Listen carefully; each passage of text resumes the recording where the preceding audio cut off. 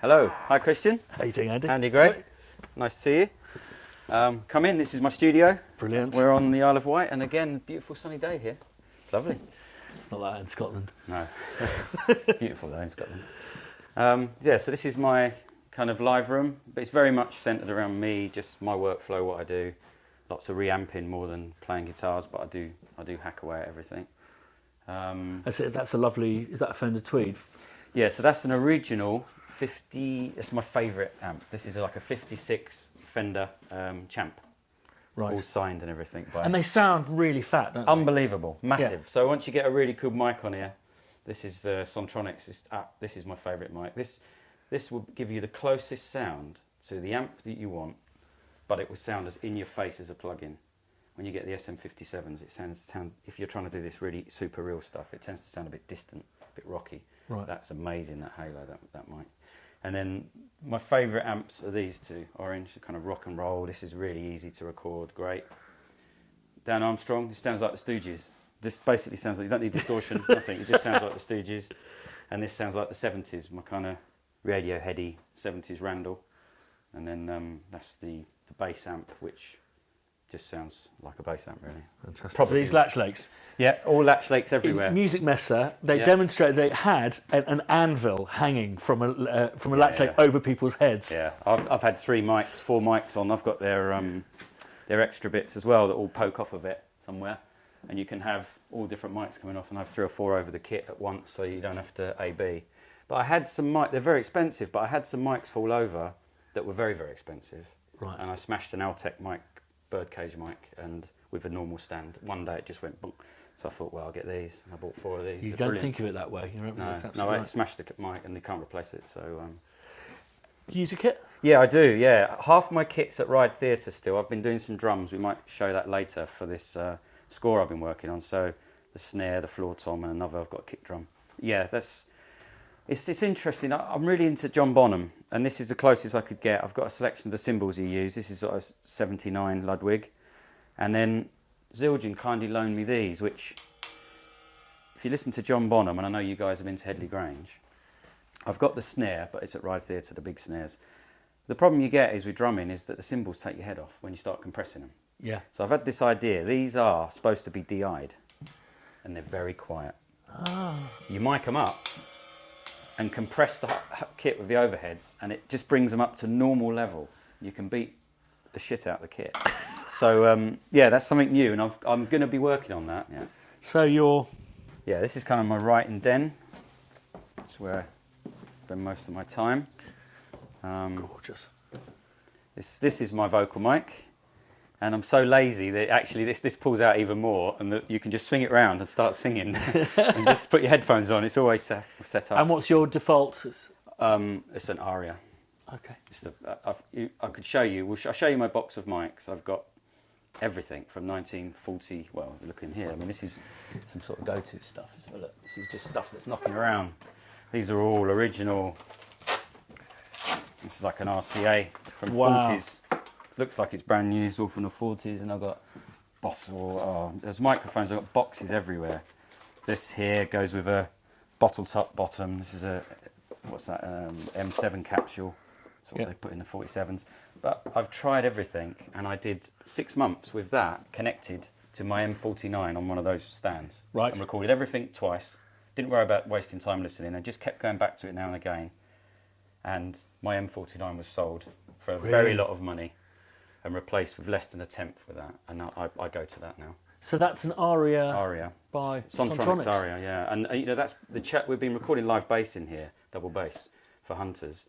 And that's on the double bass. His wife's an opera singer. She's sung on that. But that's my favourite, Okay. without a doubt. It's on my drum library as well. It's over the top of my drums. Right. They lent me. I've only got one. I need to buy another one Okay. because you need a stereo pair. You do, yeah. Really. And they're not that crazy price. I mean, you can take a naught off of the price of Neumann.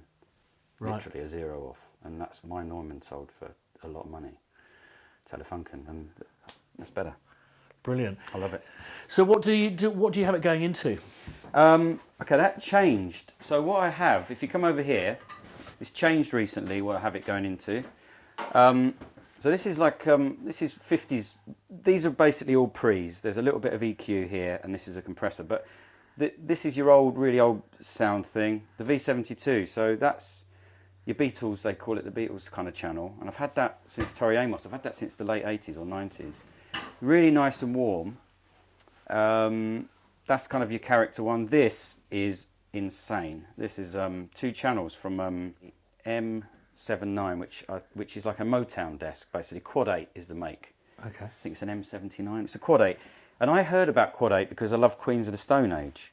And then I discovered it was actually Motown where these desks were used. It's their equivalent of an EMI. And that thing is very open like an API, but you can distort it like a fuzzbox, this thing. And then Helios, which is because I'm a Led Zeppelin fan, this is what they recorded all their stuff with, Helios, pre's. And then these, I know you guys use these a lot. I love these, Fermionic. So this is the mic pre version of the Vulture, what's it called, Vulture called? Culture Vulture. Culture Vulture, yeah. So this has got and then a compressor if I'm doing stereo. But what I found when I did my drums, which was in a big theatre, with 120 metres away from the source, I was getting noise. I could hear noise, and my character mics were not doing the right thing. So I actually ended up borrowing some, because of Sontronics, I love Sontronics, I ended up borrowing a set of their mics, Orpheus's, Apollo's, and there's zero noise. There's no noise floor. So you've got 120 metres of distance, and you just tap in a drum, bang, no noise floor. Really? So now I'm thinking, well, where's the buzzes coming from? So, literally, for my drum session, I already had an Apollo running my studio. I've just bought an Apollo 8P. Right. It's got 8 mic ins. So you plug your 8 mics into that, thunderbolt into your laptop. There is no noise. No business. Nothing. So you can literally, hear a pin drop at 120 meters with these Orpheus's, and there's no hiss. And I found I'm new to sampling big, complicated drum libraries for this project, which you guys have been doing for a while. But I found that all that noise and all that stuff, when you were trying to repeat it across the keyboard, were giving me all sorts of problems. I could hear things, it sounded like a loop. So now, really, I've got all this for character. But when John Thorne comes to do double bass, or it's an important thing, if you plug that mic into that, then there's no crackles, no pops, no patch leads. Yeah. So I'm kind of thinking, there's a lot of stuff there that I'm actually just using that and that. Right. I'll show you my box of mics. Why have I got all those? But so that's my new audio chain as of this project, which has been about 5 months, is the Apollo 8 and the Aria, and that's all I use. Wow. And it's been really nice, to be honest. These aren't just for show, are they? You use your synths, don't you? All the time, everything. So do you want to take us through? Yeah, so we go. Even when we're over back here, this will be switched on. Yeah, it's plugged in. My Selena, which you've heard of the. Yeah. Well, it is on. It's very quiet. I've had this one midied. A friend of mine is an engineer who repairs this, and he's actually midied this for me. It's a bespoke MIDI kit, so every note is polyphonic. It's unlimited. So that's plugged in, midied up. You can pull up a Selena plugin on Logic, for instance, play your Selena plugin, and then switch that on, change the plugin to the real one, and then it carries on playing. That's how it's all set up, everything. This is here. I've had that since I was a kid, SH1. So this is part of a synth that I wouldn't say I can't afford, but do I want to take up the room, and it's a lot of money. This is the main bit of a System 100, the old wall of synths. And actually the synth that Vince Clarke used for Just Can't Get Enough. Dun, dun, dun, dun, dun. That's the same thing. So, and I love his stuff. Oberheim, so 2 SEM modules in here. So 2 monophonics. Really, really lovely, very bright, cutting sound. And then polyphonic synths here. So this I've had forever. This I've had since the 80s. I don't know when I got it, maybe when it was out. This, I know you've bought one of these recently. We're both, this is probably, these 2 are my favourite, without a doubt, for very, very different reasons. This is a beast. And this thing is just beautiful. Everything, the presets, you need to get yours. This has been midied as well. Yeah. And the great thing is that even though this is midied, the MIDI on this thing actually sends MIDI out. So when you play it, you can use it as a master keyboard. So it's nice, handy, because to have MIDI over here, when you're trying to do these synths, because these haven't got, if they're midied up, you can't play them. You have to run back to here, and so this is midied, so it can play that. Okay. Very handy, and sends all the faders. You were saying something interesting about why it sounds so good. Yeah, well, look at it for a start. So this big old box, right, built like a tank, because these guys were around when synths were modular and massive and great big power supplies. And then the next thing is they started to shrink, and probably the first big shrink was this, which is kind of the, I don't know, I guess this is most iconic, if you like. It's the Jupiter 8. Jupiter 8 is kind of the Strat of synths, that. Mm-hmm. But this still sounds amazing, but it's very different. I think these are built, you know, they couldn't scale the electronics down quick enough, so it's gone from a great big wall to a big old lump that's only 4-note polyphonic, and this is quite a big lump for 1-note polyphonic. And then you look at this slender thing, which is 8-note polyphonic and 10 times the memory. Yeah, so I think it's just what's in there. It's almost a modular, and it sounds like a modular synth. Right. You know, they're very stable though. These they're very, very stable. I mean, I don't know what yours is like, but mine is tuning's brilliant. I just love it. Is that kind of the same to be said for your memory Moog? Stable? Right, so my memory Moog is stable. I've got loads of wood here. I'm going to touch it because this is a LAMM memory Moog. So this has had its guts taken out and put back by a guy, Lam Electronics, and the mod alone's 10 grand. If you can get a donor, which is you need a good keyboard, and that makes it stable. It is really stable. They are absolute nightmare when they start drifting. I say my friend is a tech, Simon Flynn. You put the lid on and you get it perfect. You put the lid on, leave it for an hour, and it's off. You take the lid off, you check it, and it goes on for days to get these right. Yeah. The only thing with this is, the only problem, it is the best sounding massive synth, but listen to that. That fan is like, drives you mental. But this, I mean, this is a beast. This is absolutely massive sounding synth. You know, it sounds like, but that fan is driving me mad. It sounds like a wall of memory Moogs. Right. That's what it sounds like. And it's very difficult to use in a track because it is so big. You end up filtering it, and you know the bottom end is a bit out of control. But beautiful synth, beautiful. Brilliant. Beautiful. I love these. Yeah, so this is all my well other than it's lovely, yeah, it's so awesome. See, I need a MIDI keyboard here because I can't play it. So this is wicked.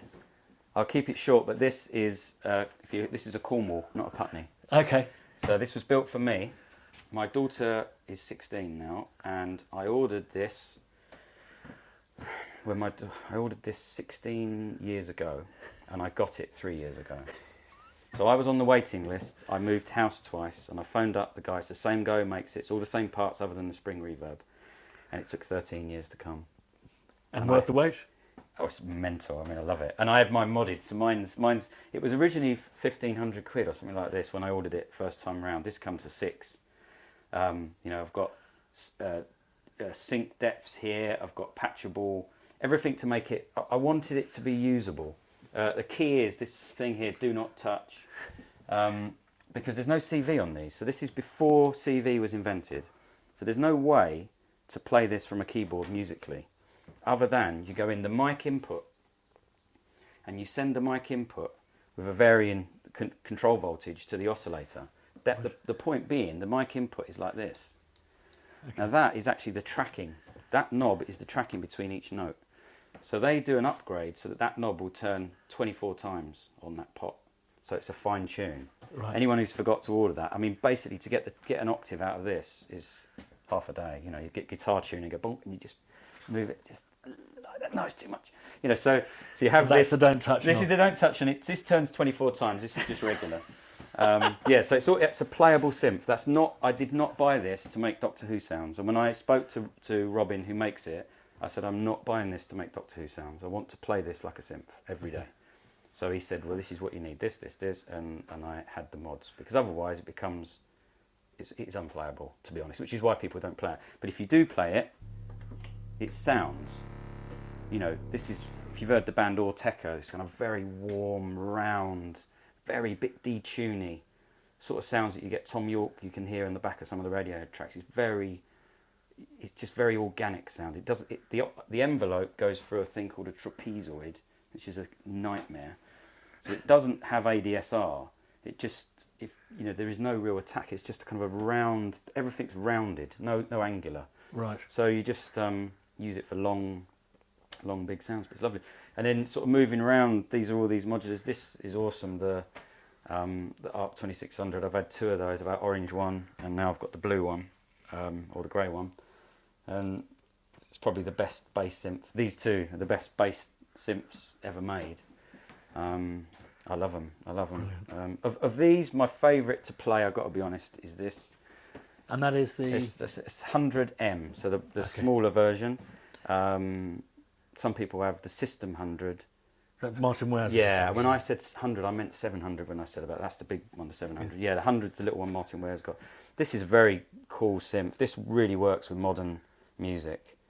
It's similar to what I said about guitar amps, really. It's when I say modern music, there's this hyper-real thing going. You can get your Linn drum out, and it just doesn't cut it anymore. Depending what music you're doing, it sort of sounds... So you end up layering your... And the certain synths sound... This sounds just like it's from the 70s, this thing. This is quite round and bit 70s. This thing, similar to the Oberheim, it can cut through anything. This can sound like Massive or something like that. Very, very... like the Jupiter 6 you've said you've got. Yeah. It's kind of like that, but it's a great, great board. In fact, this box here... This is the sequencer, the prized sequencer that goes with it. Right. Which you can plug up. And this space is for another one. I'm just waiting for a mint and minter to go in. I get two of them. You like your minters, don't you? Yeah, I like mine. I like my stuff to be, because it's just me working on them, and I don't have bands in the stuff anymore. So I quite like, it all working and not crackling and popping. Brilliant. Yeah. Let's move over to your ones and O's. Yes. What are you running? What's the... Is it a couple of Macs or...? No, it's just... I have my laptop here, which looks like it's on life support. I don't like all those leads coming out of it, but that's connected to the that screen there basically for stems and emails and stuff. And then... so that's running Pro Tools? Yeah, that runs Pro Tools for delivering all the parts and the stems. And then that's it for music on there. I sometimes put software on there if I'm worried about it first. I tend not to like... I just put everything in my main rig. I can't... I've had this... I spoke to Simon Franklin about this, and he's saying like a mock-up rig, and then you bring stuff over. But I'm always working with the final sound in mind. So I would rather just open it on the rig I'm working on, which has now become Logic as of 6-7 months ago. Okay. Always Pro Tools, 20 or more than 20. What made you switch? I'll show you the stems. I've got this idea. I really need... I struggle with massive track counts in terms of... I don't like working like that. I like things to be a bit more kind of organised like VCAs used to be. Okay. And I always had a 32 fader desk here up until... it's very recent, a year ago. Right. So I've got rid of that because I had a problem with, as we all do, with... the keyboard and speakers and all that business. Yeah. And as I've got rid of the big desk, I found it very difficult dealing with a mouse. I'm not really always on the mouse. So I worked a system out in Logic for stemming and using their stack tracks to bring stuff down. So I have a brass stack, a string stack, a vocal stack. And then those stacks fold down. And I tested that before I started on Hunters and this other film. I just did a film, Alley Cats. I did some tests on the laptop and I really loved working with these stems idea. Mm-hmm. So I thought I'd just jump in the deep end and I just went straight in. I used to use Logic when it very first came out as eMagic, and then I stopped and went to Pro Tools, and now it's all written in Logic. And I've got to be And you're honest, mixing in Logic as well? I'm mixing Logic as well. There's a real good reason for that. Again, you can bounce out into Pro Tools and start mixing, but as of the latest version of Logic, the automation is all but as good, especially if you're using a mouse. It's not as good with a big console in Logic, but I haven't really got a big console. So I find the mixing great, and the ability to switch from stereo to surround, which is, I've got 12 stems. I can just switch them to surround and start panning. You don't have to restart. I mean, it's a big deal. I don't do a lot of mixing in surround, but it's changing that I have to these days with what people want delivered. I actually do the final mix. Jake Jackson did my last mix here. In Pro Tools, but if I need to mix, it's like I've got to put it into Pro Tools, I've got to separate the tracks, then you forgot one of your files, and it's so fast. I love it. I've got to admit I love it. I mean, I'm missing some plugins that Avid make that aren't AU or VST, which is a pain, but I'm working around that. I love that. This is Avid, obviously. You can hit a button here, if you switch that on as well, this workstation button will just swap between the two. So instantly it will be playing on Pro Tools and then instantly be playing on Logic. The same as if you run Logic and Pro Tools on the same Mac. You can do that. This Mac will do it, and it is just a 6-core Mac dustbin. Yeah. And what about drives? Have you got a bay or something? Yeah. So same as I guess we're all going now. If we come down here, love them to bits. Yeah. So I've got this extraordinary thing because we in our studio in King's Cross and my studio in Edinburgh, we've got the same audio interface. Yeah. And it's like, for me, it's the holy grail of I just take the drivers with me, plug it in, and boom, out it comes. I mean, we've been striving for this for years. Yeah, I know. When I saw the first one, I bought it. But the other day on one of your other cribs, I saw Simon had striped some discs. Because I've bought a terabyte in my my Mac Pro, and my Mac Pro delivers like 1,000 megabits on a scan. The Mac Pro, one of those SSDs is more like 500. So the Mac Pro internal is more than twice as fast as an SSD. Okay. So I've actually got a partition on there. 120 is my system, and about 800 and something is my main sample library. Right. That's how I've always done it. And then when I saw this video with Simon striping them, I phoned him because I know Simon, and I said, tell us how to do it. And so I've striped. I bought 2 new drives. What do you mean by striped? Right. So these 2 drives up here, Yeah. which are basically 2 terabytes of Spitfire audio. Yeah. That's one. So it looks like one drive on the desktop.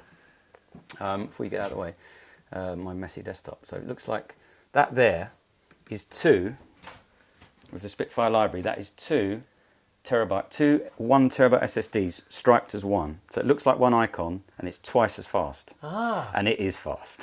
Okay, I might have to ring you. And you can do 3. I'm not sure if I'm brave enough. If one goes down, you lose it. It doesn't matter because we've got a backup like this, So it's just a copy of, and you keep it backed up. If you put 3 in, it will go a little bit faster still. 4's the limit because it peaks on the bus. Okay. But 2 is really fast for contact. So 2 is almost as quick as the Mac Pro's internal. 3 would be as quick. But it's whether, and if you put 3 in, you get 3 terabytes and 1 I'm struggling with all these icons. See, I went from 4 6 terabyte drives, which were 1 icon, to 4 1 icon drive. And it becomes a pain. So as long as you're brave enough that you don't lose your data, you can just put 8 in there and have 1 icon and have an 8 terabyte SSD. That's pretty cool. That's amazing. Yeah, so I'm loving that. So I love the Blackmagic. And you've got touch screens. So if we, a cool thing with the touchscreen, if you come over here, if you see the screen here, if we're looking at, say, strings, which is the classic of all, if we move back to the Spitfire strings, so you can see, let's look at this longer bit, like this. So we can zoom in here. So if you do your data like this or whatever, so you can sort of zoom in with this screen here, and you can draw it right under the note and watch this coming up like this, and then down here, and then up like much more tactile way of doing it than. And then move the screen on, and you can pinch. Excellent. And then so yeah, it's much more tactile. And then if you're working with, not all plugins are great, but I mean, one of my favourite plugins at the moment, I've got to be honest, is this, and I'm using it instead of volume. So you turn the envelope off here. Off there, and then that is my volume. So stuff is coming in. This is the new filter that comes with Logic. Oh wow! But the distortion is insane. So you've got one plug-in here. This is your distortion, 2 types. This is your output volume. This is your filter. And I'm tending on drums and stuff. Instead of fading them up on the screen, you're starting at almost the level you're going to have at the end, and you're just bringing them up with filter. And it's absolutely brilliant. And you can move these around, and obviously the cool thing about Logic now is if you can have these giant knobs that remember, and it's so easy if you're running around. So I quite like that. Both of these are touch screens for different reasons. This has the video on and I touch it. I haven't got the video on at the moment. But my problem has always been, I don't know if it's the same as you, but and I've got a trackpad now since the laptops, but my problem has always been getting RSI, and I don't have it anymore because I use a little bit of this, bit of that, bit of touchscreen, and when this is working well, this is on loan. I've got the 88 note on order, but they're out of stock worldwide. When this works well, this could be your front end for your stock contact. So contact is 99.9% of what I use, to be honest. Yeah. And it's imagine if your contact comes up and your Spitfire audio comes up and there is the knobs you see on the front of your Hans Zimmer, like hitting it soft, but it comes out loud. So again, as soon as you load up your library that you don't need to open this window, you just got it here. This is supposed to interact. And also these light up, showing you where the dreaded key, I don't use key switches at all, ever, but they're there, and I want lower, and I'll go down a few octaves, hit it, nothing will happen, I'll forget about it, and then the wrong sound starts playing. So which is horrible. Yeah. And I know I've got to remember to lock instruments and stuff. So the thing is with this, once this is all kicks in, because it's pretty new, this will light up where those dreaded key switches are, and that's for me. That's what it's for. I want to see where the key switches are, and I don't want to touch them. But I think it's a really good suggestion. It might not be any single solution for RSI, but just actually using so you're not just locked into. Yes. Yeah. Because I get a thing with my shoulder blade, and I think it's just like being kind of working under stress. You're in a kind of taut, and you're in one position for like 12 hours. Yes, you don't move. You don't move. And I don't know about you, but I mean the truth is, really, there's a keyboard here, which is very, very important. But if I counted the hours of the day I have fingers on that compared to that, I think this is tiny. Yeah. I can normally write something, you write it pretty quickly, and then it's straight away onto their drawing and all this stuff. So it's very important that, I'd balance my vocals here. This thing is just insane how it works with Logic and Pro Tools, and you don't know what you're looking at. I mean, we've just loaded up a filter there. You can click that. There's the filter, and there's the knob. Look, if you look on the screen. So, and it works with all plugins, whether it be Logic, wherever they are. And so some days I'm using my finger here. Other days this is the great on this plugin. They put the filter on the left here. You just sit here. Great. And Sims. So it's the same with the C-board. It's a little bit hard to program the contact sounds of it, but the score I was doing is bringing up a chord and then doing your swells here, and then when you want to get to your slide, doing that. You don't use it for everything. With Spitfire stuff, you have to switch on the pitch bend. Well, I have to be a programmer. Even though I love the library, I have to be a programmer and then work out your zillion key groups. Because if you pitch bend on without enabling all key groups, some things bend and which sometimes that's great. But yeah, everything. I mean, I'm really into this ribbon or whatever this thing is as well. But I bought that literally at South by Southwest this year because of this. You come up with velocity, so you've got your strings swelling and doing that. Well, that's one hand. So I really love that. But I don't know how much I'm going to use it long term, but I'm loving it for one job, and I'll probably have a string and a brass patch which bend and swell. And I've been working on a mural ensemble to get this feeling just right. Right. There's a problem with how it moves, and you're very used to keeping it down here for ages and then swelling it up high. But you can't play right down the edge because you're hitting pitch. This is pitch bend. Of course it is. So you need to get it just right in contact so that around the middle is normal, and then this is super high. So I'm working on it, but it's new. It's new, but I love it. So monitoring, and I see you're in surround now. I'm in surround. I'm in surround. Very new to me, full time being in surround. I tended to like to get people like Jake Jackson to do it really, because it was kind of a second or third, and then in the old days it was getting a record mastered. You sort of send the stems and that. But unfortunately, I don't know, projects seem to be changing. And, on films, great, but on the TV show where it's 42 minutes a week, there's no time. No. I don't want to record strings and there's no time for that, but I'm still doing it here. So I decided what I need to do is I need to get a system that I'm used to, because there's no good setting up speakers and hiring stuff in and then trying to mix this rubbish. Yeah. So I've had Unity audio speakers since my friend is Kevin Walker at Unity, and he got me a pair of Dyne audios back when they come out, M1s and then M1.5s, and my room was bigger, M2s. Mm-hmm. And then he showed me a speaker called The Rock, and I said, look Kev, I don't need speakers, I love my M2s and my Genelecs, which I've had 14 years by then. He said, you've got to try them, Andy. Tried these Rocks, and I didn't give them back, and they were tiny. And I said, Kev, these are great, these Rocks, but I want to get rid of my M2s now because I never use them, and I want to be able to go loud to soft. And what I don't really like is two sets of monitors. I'm not mixing records anymore. I don't want to A/B. It's either for the telly, that's fine, or for a film, that's fine. It's not to listen to what it's going to sound like in the car, really. Yeah. So then he came out with these Boulder 2s, which is just this bit here. So I've had those since the day they come out, maybe 2 years. And then the very first pair, a month ago, these bits have arrived. He's just come out with this design called a Babe, which is a Boulder active bass extension. And you did play something and they do sound... I did. They're insane. Okay, they're insane. So what's happened here is these are not subwoofers. This is a 3-way speaker here originally, and it's now a 4-way, and that's the idea. Well, it's actually, sorry, this is actually a 4-way because this is mids. Under here is a mids and a ribbon tweeter. So they call that a 4-way. It's kind of a 5-way. So it turns that into one speaker with a crossover. It can't be turned off. Yeah. And then for the front, he does a Super Rock. That's just ridiculous. You hear a pair of those Super Rocks, they so low end on them. And then the back, I've gone Super Rocks. The same. Then I run into the controller problem. Luckily, I'd seen your Cribs video because it's a minefield. Yeah. And the parts of the minefield are, I think it's getting your head round. It's a volume knob primarily.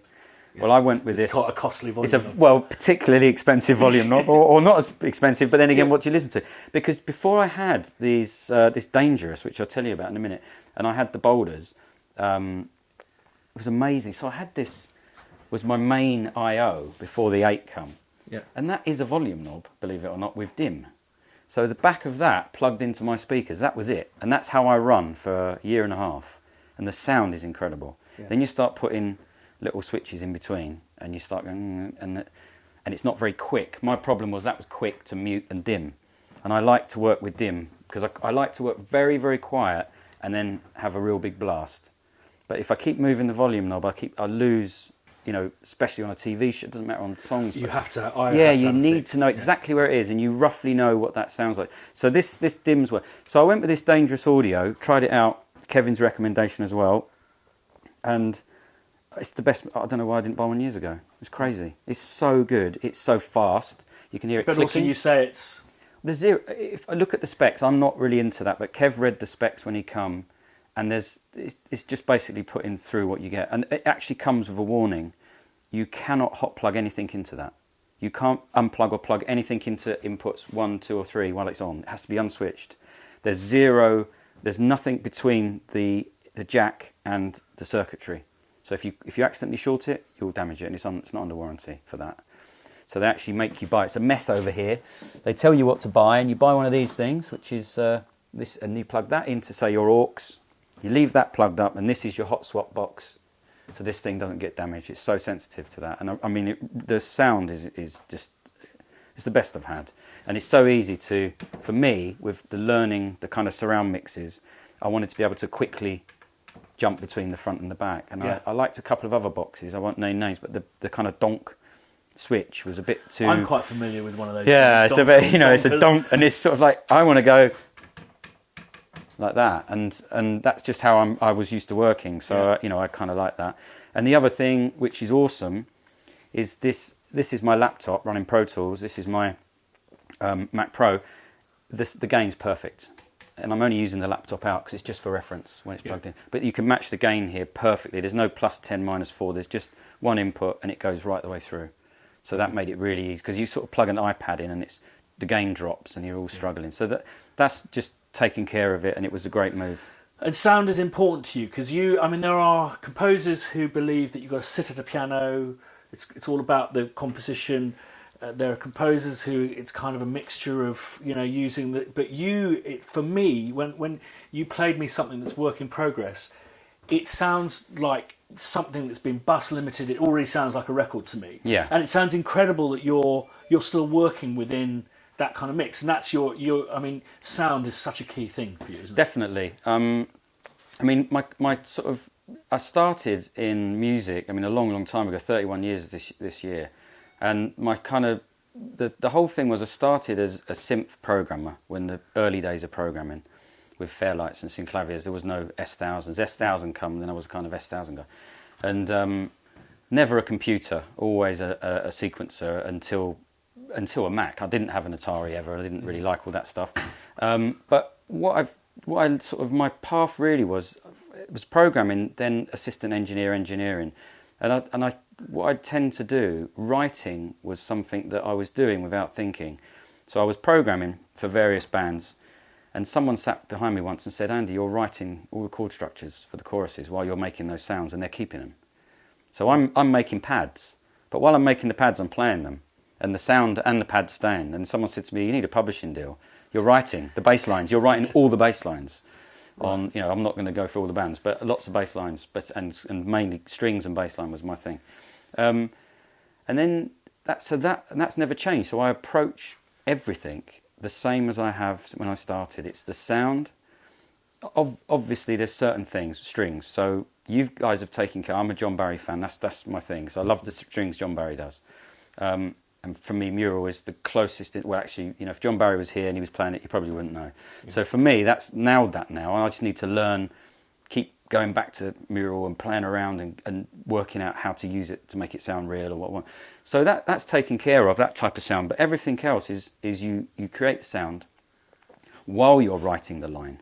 There's no sitting at the piano for me. I can write it all in my head. Yeah. I make mistakes, but I can just sit and think how I'm going to map this out, what it's based on, what it's going to be. Then I just sit down and attack sonically and notes at the same time. And it's very important to me, composition. You know, I'm not a great, it's kind of cheesy, bombastic melody guy, but I like your hairs to stand up on everything I do, even if it's a comedy. You know, I want something to that sort of that thing. So the emotion and drag you in. So heavy, deep. If I can get away with it, it's quite heavy and deep. So I attack all of it like that. Everything is creating the sound and the melody at the same time, or the drums sound and the drum beat.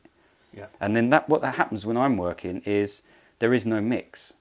It's just it doesn't quite sound right to me. So I'll spend some time not putting any notes in, and that will be my mix. That's what I call mixing now.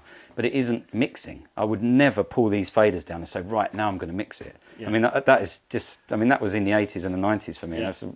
That gives me horrors. You know, there's some stuff going on there, which I did by accident, which may or may not have automation, whatever, that if I pulled it all down, I wouldn't remember. The balance between two instruments is so crucial. Yeah. Because I'm also very discordant. I think you've mentioned it before. There's loads of discords in my stuff, loads of rubbing notes. But if they rub at the right velocity and on the right register, they sound great. It's funny. I work with Ben Foskett, amazing orchestrator, and he always is amazing at translating those things. But sometimes if I've got a major and a minor, like a major third and minor third that are 2 octaves apart, and they're not balanced perfectly, you just go, "Oh, ouch!" Yes, it's extraordinary. That's it. Exactly, exactly. But if they're balanced perfectly or they're in the right register, they're absolutely fine. They work well. Yeah. So I've got a lot of that going on, and you know, that brings you to the stem thing, which I'll show you in a second. I mean, the fear of breaking these stems down at the dub stage and then moving the balance. So you have to very carefully decide. Not all brass lives in the brass stem. If it's a very high brass sound and it works only at a certain level with a very medium string sound, then they all get put in the string folder. So you just finished a big TV show and you've got some new workflows that you've been playing. Yeah. It was your first TV show, massive TV show. Multi-episodic, they call it. Yes, and I've run into a few problems, as we all do, with some of the basics. Like, so I've run into a few problems with the basics, like stemming, how to deal with that 350 cues over 5 months. It's a lot of cues. You put if you add 4 minutes times that many cues, that's basically it's a week. Yes, it's a week. So it takes a long time. There's a few things. I'd like to show you some of the stemming and talk about how you deal with your workflows. But one of the things from the show, I got the theme tune with a friend of mine, Gary Newman. We've been friends for years, and we kind of tend to get together to do these tracks, which are. It first started with live. I had a couple of minutes left at the end of a session in Prague, and I happened to have these really good chords, which I knew sounded quite good for Gary, and I had the players just play them to a click, and then I put that into a track called Ancients, and that was our first collaboration. And then a little bit later we did another 2 collaborations, and eventually we did a track called For You about 2 years ago, and that got pitched for Hunters and become the theme. And we own the song, and it's our song. So I did the score. That was separate to the track. And then we thought, how best to bring that track to the public? It's just one song, and probably need more than one song. So we've written 3 more songs vaguely based on the show and sort of thing. I got a bit here, and I'll just play you just a few seconds. You just hear sort of unmixed. You'll hear your Spitfire all over it. And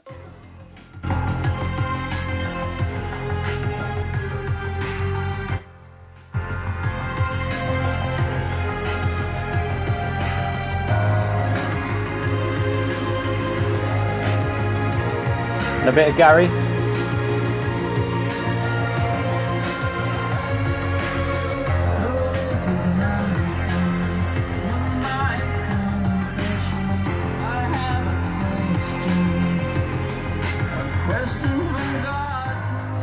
It's really cool because with Gary, he's totally cool with, you know, he's coming out of the box. This is not the stuff he does on his own, but our kind of side project is this half orchestrated Spitfire audio.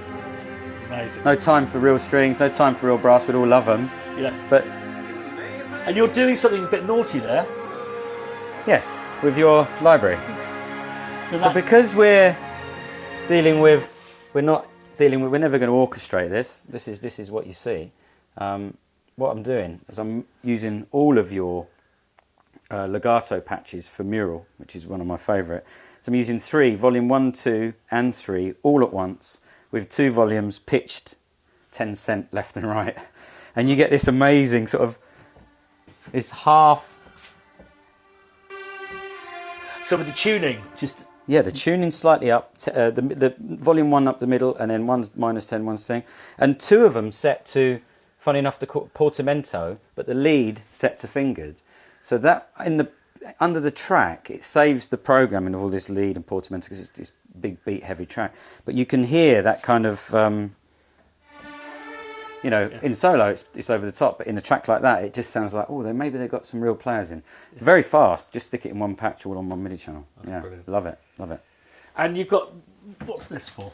So I'll show you, this is like a free app. I can't believe it's a free app actually, but it tracks whatever you do on the Mac. I mean, you can customize it, but any program you run, this thing is giving you buttons. So in Logic, for instance, it can, you know, color a track, or it can bring up panels, or, you know, bring up mixers, editors, stuff like that. But it does very clever things because it can sequence events. It also does this. This is really important. So see this big, massive search button. Yeah. So when you're here and you think, I want to find that thing on YouTube. So how are you going to do it? You're going to go to Safari and you're going to get a web page up. So you can just hit this button, and this search here is my favourite. So YouTube, eBay, my favourite, but YouTube, we just hit eBay, YouTube. Just type in, so. Oh, I should have put audio. So let's do it again. So we go Spitfire audio. So I've not actually opened anything yet. I might have misspelled that, but anyway. There you go. So without doing anything, and that does that for any search. And this is a little app, and it works within any program. This is in Logic, my Logic page, and yet I've got to search for eBay and Spitfire. If I just want to play a song, or because it's the quickest thing, I want to watch some cribs. And I'll show you. We'll just load up another track. I'll show you a bit of workflow quickly. Okay. I'm new to Logic, relatively new. I'm a massive Pro Tools fan and user, but I had a few problems with, especially with television. And the workflow in Pro Tools, it was stifling. The amount of tracks that I needed for a certain cue was just becoming a managing nightmare for me, the way I work. But yeah, let me load up another session and we'll look at that.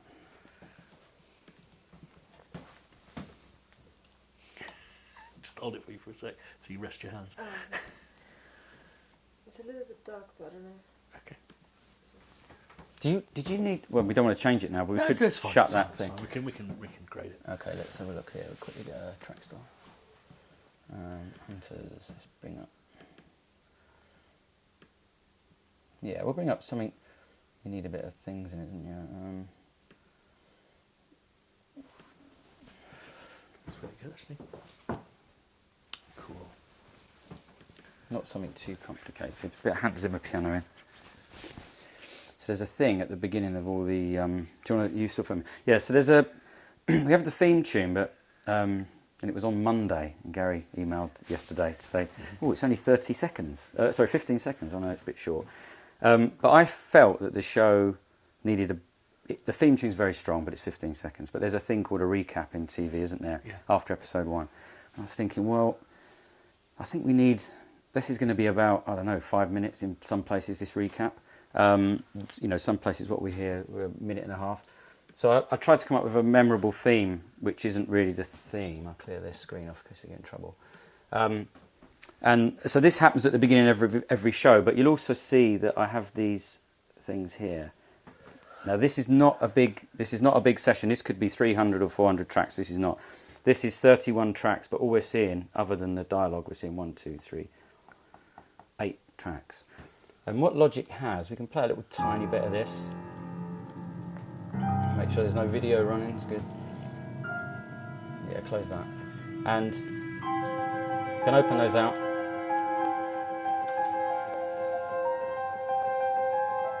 Need a little bit of info. We close that window there. My new baby, the soft piano. I've wanted it all my life, and now it's here. Excellent. So the whole show is actually not written with piano. This is only for the final episode. I've done a piano version of the original recap, which I wrote for all the other 12. So this come just in time. Brilliant. The piano. I love it. Love it. But if we show you what you would deal with, and this is only a small session, so this is a small session. We all know that we have big sessions. The original is a guitar. Here's the guitar from the original. Right. So there's 38 tracks. That's what you look at all day, and that could be 300. With Logic, they've got this new thing here. So we close our stems down. You have to use the command key if you only want to bounce the stems.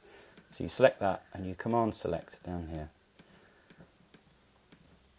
And we don't need those ones because they're not in it. That's the live bass strings, he's not in it. So then we hit that, and what that's going to bounce, if you see here, it says 6 tracks. That will bounce those 6 tracks labelled percussion and whatnot in one hit. Or if you really need to send your stuff to someone to remix or as a backup, you can shift click, and now when you bounce, it's 12, which is the tracks inside the stacks and the reverbs. And that's been a game changer for me. So that's now printing all the stems, all labelled in one go. And I found with this tool here, which is pretty impressive, if we zoom out, this is one episode now. Yeah, this is an episode, this bit here.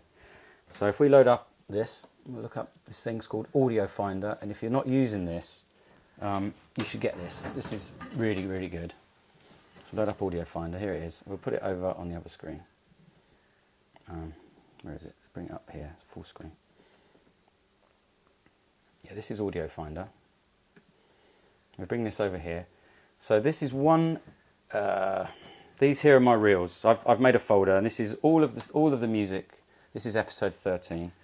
So that's the cues from episode 13, all of them.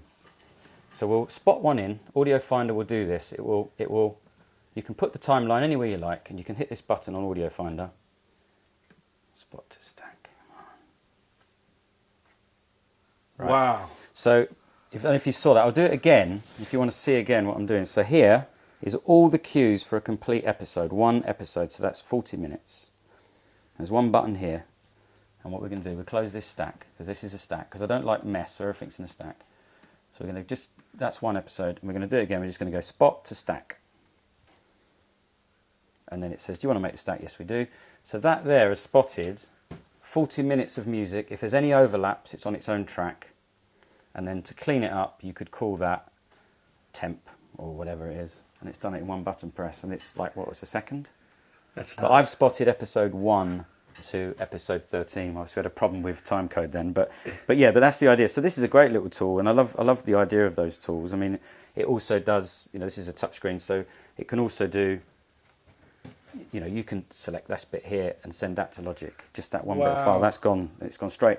If I stick the timeline here, and I want to put a bit of this cue, you'll hear the cue play. And I just want that bit there because that's quite handy. There it is. Let's put that there. I'm normally sitting down. There it is. That's it gone in, and it's just made a new file for that one bit. Amazing. So if you've got a sound library, you could bring up some sounds that you like. And with this, you would put one sound in at a time. And there it is, straight on the timeline, okay? But with this function I've made, with a different function I've made, you can select all of them. Let's bend over here, select all of those.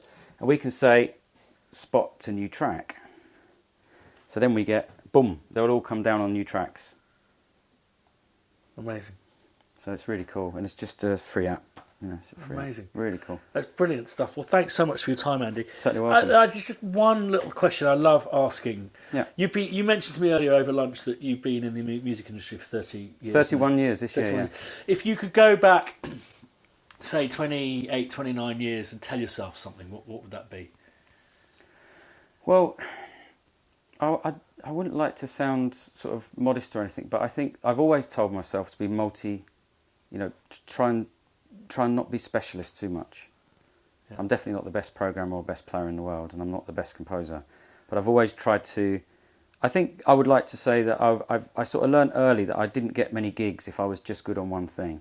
So I think the only thing I would tell myself is this is a business, and I'm not a great businessman. So I think maybe I'd be a bit wiser when it comes to deals and contracts. But in terms of working, I think I've never specialised, and at times you think maybe I should be better at one thing. But I think now more than ever, I think you need to be able to handle, Logic, Pro Tools, a keyboard, deal with string players, deal with your agent telling you you're not going to get money or you're going to get whatever. I think you just need to be you need to be multi-talented in terms of not being. If you're the best guitarist in the world, do you think you're going to get loads of jobs these days? No. You just need to be, a great guitarist that works for Spitfire is able to deal with a sample library. The best guitarist in the world might say, I wouldn't do a sample library. Yeah. So I think that, but I think the business side of it, and I'm still very green with business, it's very difficult. I always find it surprising, these music for media courses, which I do a lot of seminars at, is that no one is ever telling them ever how to create a business plan, And same here. Yeah. Same here. I work with myself for myself. You're business. You're running a business, and you run it. You run your business based on you think you're doing a good job. Therefore, that's got to have value. And but people around you, they run their business or for money. Yeah. I've honestly, hand on heart, never really done anything for money in music. No. I've missed a lot of opportunities like that, but I think I don't like that. I don't want to do that. And that's how I've been. And you think that's okay, and I probably got away with it because I started in the 80s. Yeah. I don't think you get away with it now. I think it's a different world, and I think it's a great world because I can live on the Isle of Wight. You can live in Edinburgh. We can work with LA. I can work with LA, and I can work with all around the world. It doesn't matter where you are. The internet saved us. But I think business. I think you need to be wise, and it is a business. Yeah. And that I still find hard. 31 years on, I still find hard to believe it's a business. Brilliant. Thanks, mate. Excellent. My pleasure. Top job, Andy.